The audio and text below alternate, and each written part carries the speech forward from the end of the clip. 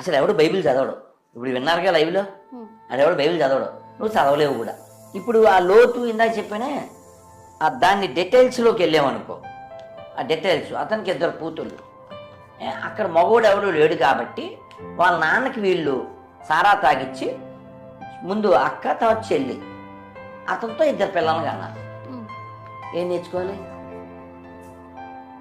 ఆ కొంపలో పుట్టినోడు యేసు, ఏం నేర్చుకోవాలి? లోతు కొంపలంట యేసు పుట్టాడంట.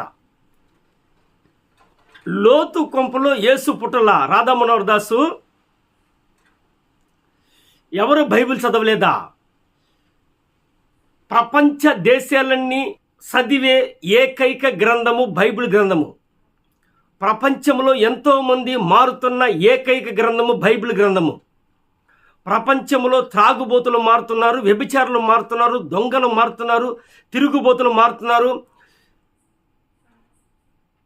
చెరసాల్లో ఉన్న ఖైదీలు మారుతున్నారు. వీరందరూ మారుట కారణం ఏమిటి? ఒక్క బైబిల్ మాత్రమే. ప్రపంచంలో అత్యధికముగా చలామణి అవుతున్న ఒకే ఒక గ్రంథం బైబిల్ గ్రంథము. వేరే ఏ గ్రంథాలు కూడా చలామణి అవ్వవు. అయితే నీవేమంటున్నావంటే యేసుక్రీస్తు లోతు కొంపలో పుట్టాడా? లోతు వంశావళిలో పుట్టాడా? ఎవరు క్రైస్తవులు ఎవరు బైబిల్ చదవడం లేదా? నువ్వెక్కడ చూపి, నాకు రెఫరెన్స్ చూపి. లోతు వంశములో యేసుక్రీస్తు పుట్టినట్లుగా ఒక్క రెఫరెన్స్ చూపి రాధా మనోహర్ దాసు, చూద్దాం. బైబిల్ నువ్వు చదివావో క్రైస్తవులు చదివారో తెలుసుద్ది. నీ ఇష్టానికి మాట్లాడుతున్నావు. నీవు ఏమి చదవకుండా ఏదో నీ తండ్రి ఎవడో అంటే సరిపోతుందా? మా తండ్రి కూడా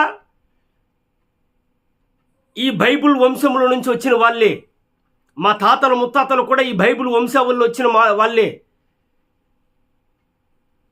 దేవుడే వారిని విగ్రహానికి పట్టించిన తర్వాత ఒక్కొక్కరుగా మార్చుకుంటున్నాడు యేసయ్య. వీరందరూ కూడా యేసుక్రీస్తు అనగా ఆ ఆదాము, మొట్టమొదటి మానవుడైన ఆదాము వంశావళి నుండి వచ్చిన వారే. యేసుక్రీస్తు లోతు వంశంలో రాలేదు. యేసుక్రీస్తు వంశావళి వేరే.